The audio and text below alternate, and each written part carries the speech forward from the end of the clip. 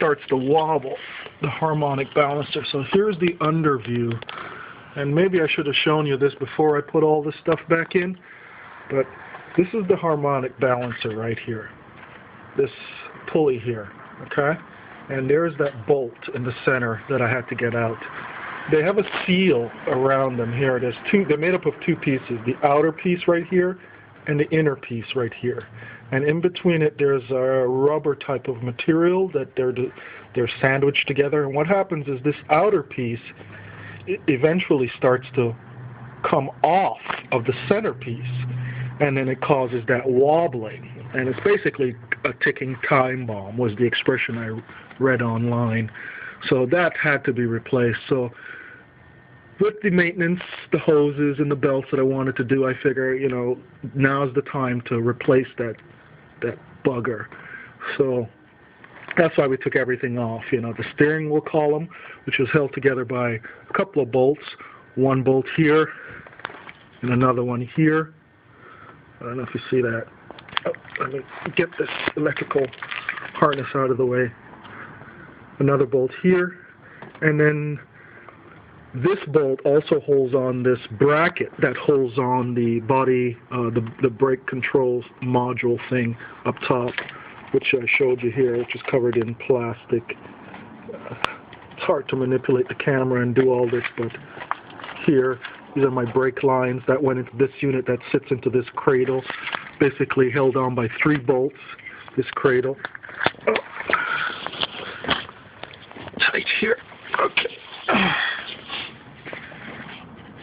There we go. There it is here, and it's held on by one of the bolts here that's holding on the steering rack, and 2 more bolts here. And that's all that's holding this unit off. So I figured, and that's easily accessed, so I just pull this damn thing off, remove that unit. I wanted to see the bottom. Some guys recommend don't, because you got to bleed your brakes and all this stuff. Well, I figure, hey, you know, I want to look at everything that can possibly go wrong with this car. So I just took everything apart. But this is the undercarriage with all this stuff out.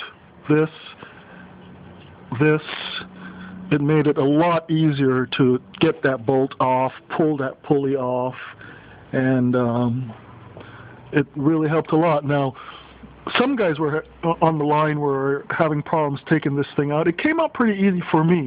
One of the things I should note though, there's a bushing in between the cradle here and the actual steering column unit thing here.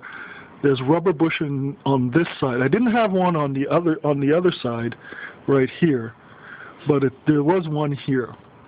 And one of the guys online mentioned put some grease or some lube on this, and that was a good idea because it slid right out. Some of the guys pinch this thing because there's a metal tube inside that guides this bolt through, and sometimes when guys are taking it out, it pinches and tears this little rubber bushing, and the grease made all the difference. And literally, once I pulled this bolt and this bolt, it just slid right out, up, and after disconnecting the 2 hydraulic lines, which I'll probably show you later, you can't see them, they're behind this unit here, literally just lift the whole thing up and kind of pushed it to the left, took one of the tie rod arms out into the carriage, and then picked the whole thing up through the hood area, and that came out real easy. And I just followed to put it back in. I just basically did the same thing, dropped it down from the top, put one leg in, kind of like putting on your pants, one leg in and then all the way in, and then gave me enough room to push it back into the right side. So that wasn't as difficult as I thought it would be.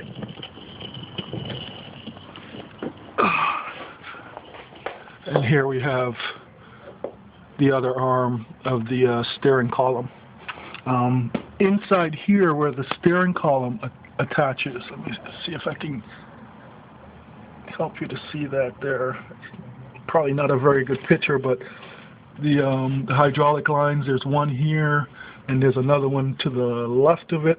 Those are the only two that I had to disconnect. And then inside, there's a little, where the steering column itself comes from the steering wheel into this unit, is a bolt right here, kind of like a U-shape type of attachment. Loosened one bolt from the top, and I'll show you here. It's tough to see. Let me get some light down there.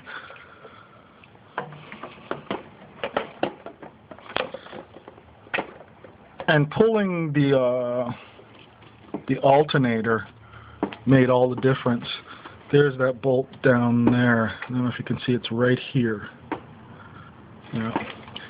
I just pulled that bolt all the way out and then slid it to the right. It just kind of, once you pull that bolt up and out, that little unit, little U-shaped unit like that, just kind of slides this way, and it freed up the steering assembly, and I was able to just lift it right out the top by myself. So that was a little trick that I got lucky, I guess. It just kind of worked out nicely for me, but I've read online some guys had some issues getting that thing out.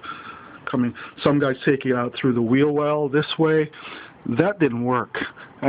Either wheel well, it came out nicer from the top.